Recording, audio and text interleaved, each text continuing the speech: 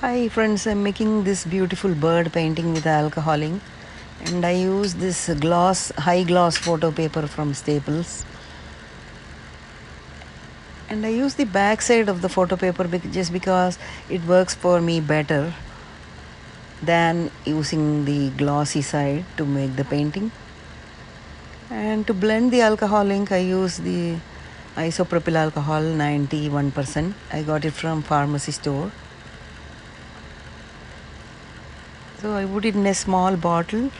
I got this bottle from Amazon. You can also check it out.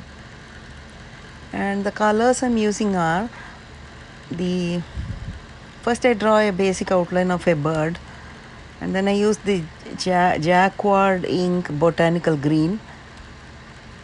The Jacquard is the name of the company, and the same company I use forest green. It's called Jacquard.